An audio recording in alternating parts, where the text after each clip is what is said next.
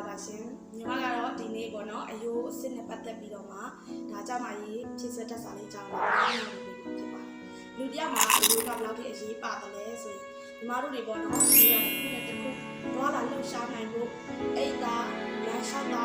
အကွေးဆက်လုပ်တာဒါတွေအားလုံးဒီအယိုးနဲ့ပဲလုပ်လို့ရတာဖြစ်ပါတယ်ခန္ဓာကိုယ်တစ်ခုလုံးမှာဆိုရင်ညီမတို့အယိုးနဲ့ပဲစောင့်တာဖြစ်တဲ့ရှင်လူကြီးတယောက်မှာဆိုရင်အယိုးပေါင်း200မှာ6ချောင်းရှိပါတယ်။ဘာကြောင့်လဲဆိုရင်ညီမတို့လူကြီးတွေကပေါ့နော်အယိုးအစ်စ်တွေကဆိုရင်ဒါဘယ်လိုလဲဆိုအသက်20နဲ့မှ9နှစ်အထက်ဆိုရင်အယိုးရဲ့ဖွံ့ဖြိုးမှုပြီးဆိုရင်နောက်တစ်ခုပေါ့နော်အယိုးမှာရှိနေတဲ့အလုံးလှုပ်ရှားမှုတွေကပိုပြီးတော့များလာတဲ့အခါသူကထပ်ပြီးတော့မှထုတ်လုပ်မှုနေလာစေပါတယ်။ဒီလိုမျိုးဖြစ်လာတဲ့အခါမှာဆိုရင်နောက်ဆက်တွဲနေတဲ့ဘာယောဂါတွေဖြစ်နိုင်တယ်ဆိုတော့အယိုးအစ်စ်နော်အယိုးတွေမှာဆိုရင်အစ်စ်မြင့်ရောင်ယောဂါတွေဖြစ်နိုင်ပါတယ်။ပြီးဆိုရင်အယိုးပွားယောဂါတွေနဲ့အယိုးပါတဲ့ယောဂါဖြစ်လာတယ်ဒီလိုယောဂါတွေဖြစ်တဲ့ထဲမှာဆိုရင်တော့ညီမတို့အသက်25နဲ့အထက်မျိုးသမီးတွေမှာအများဆုံးဖြစ်တတ်ပါတယ်။ဘာကြောင့်မျိုးသမီးတွေအများဆုံးဖြစ်ရတယ်လဲဆိုရင်ဒီအရာတွေကိုညီမတို့ကအသက်25နဲ့အထက်ကျော်သွားအသက်50ဝန်းကျင်လောက်ဆိုရင်ပြတ်တာပါပဲ။ဘာလို့မျိုးသမီးတွေကအဖြစ်အများဆုံးဖြစ်ရတာလဲဆိုရင်အမျိုးသမီးတွေမှာဆိုရင်လာစီသမဒလာတဲ့မိမိဆိုရင်ကလေးမွေးတဲ့အခါမှာဆိုရင်တာသမီးတွေကလေးတွေမွေးလိုက်တဲ့အခါမှာဆိုရင်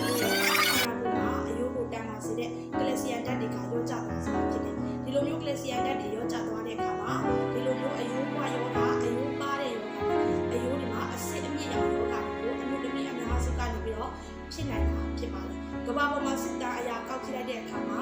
ရင်သားကင်ဆာပြီးသွားလို့ဆိုရင်အယိုးအဆစ်အမြင့်ရောင်ယောဂကအမျိုးသမီးတွေကအများစုဖြစ်ခြင်းဖြစ်ပါတယ်။ဒီလိုယောဂဖြစ်ခြင်းတွေကတော့လူလေးစင်းနဲ့အားလုံးတွေတော့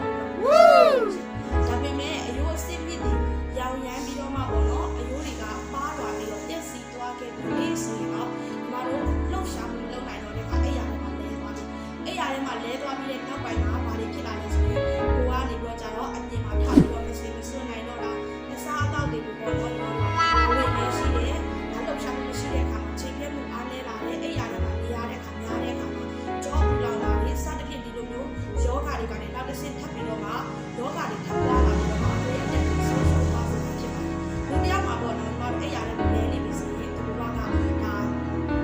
တန်ဖိုးမရှိတော့ဘူးဖြစ်တော့ပေါ့နော်ဒါကြောင့်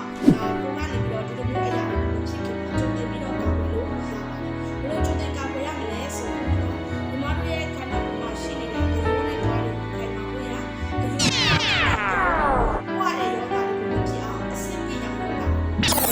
ကြိုတင်ကာကွယ်ဖို့ရမယ်ထိုင်တဲ့ကမ္ဘာတွေကိုအာရုံစရာ